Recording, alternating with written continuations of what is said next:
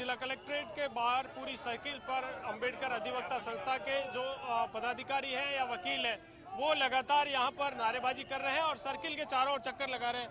पदाधिकारी हैं वो भी हमारे साथ हैं। सर, ज्ञापन है, कलेक्टर को ज्ञापन दिया जाएगा राष्ट्रपति के नाम, लेकिन क्या कुछ मांग इस ज्ञापन के जरिए की जा रही है?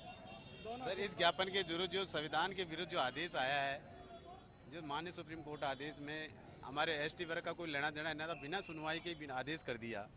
विरोध कर रहे हैं कि क्लासिफिकेशन हो रहा है, क्लासिफिकेशन क्यों हो रहा है, हमारे को बिना सुने करे माननीय सुप्रीम कोर्ट ने ये ऑर्डर कर दिया। तो इसके विरोध में हम आए हैं कि क्लासिफिकेशन एसटी एससी में नहीं हो सकता, क्योंकि पूना एक्ट के तहत एसटी एक्ट को हमारे को रिजर्वेशन दिया गया था।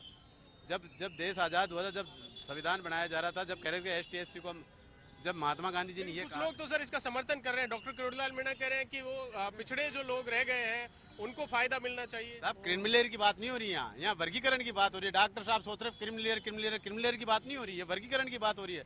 डॉक्टर साहब कह रहे साहब मैं वो बन गया, वो क्रिमिनल की बात है। क्रिमिनल करते तो हम भी समर्थन कर लेते, लेकिन वो नहीं है। डॉक्टर साहब तो 80 साल के हो गए, आज तक तो कोटे से चुनाव लड़े, रिजर्व सीटों से जीते, फिर कहते ना मैं आज चुनाव लड़ लिया, अगली बार दूसरे को लड़ाओ। अपने भाई के लिए टिकट क्यों मांग रहे हैं? वो मना करें ना, मैं नहीं लड़ूंगा अब चुनाव, मेरा भाई भी नहीं लड़ेगा, किसी और को लाके खड़ा करो। जब तो हम मानते, वो तो ये कह नहीं रहे।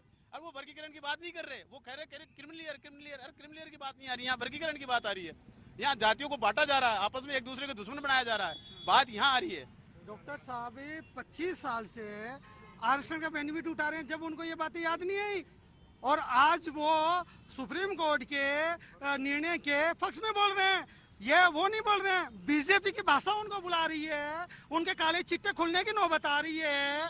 इसलिए बीजेपी के दबाव में वो समाज को बांटने का काम कर रहे हैं। देखिए, जो भारत बंद का आह्वान था उसका असर यहाँ पर दिखाई दे रहा है। जिस तरह से चूंकि सड़कों पर व्हीकल है और आमजन जो है वो पूरी तरह से सुचारू रूप से सड़कों पर दिखाई भी दे रहा है, लेकिन जिस तरह स्कूलों की छुट्टी की गई या बाजार बंद करने के लिए व्यापारिक संगठनों से अपील की गई थी प्रशासन की ओर से, और इसका असर दिखाई दे रहा है।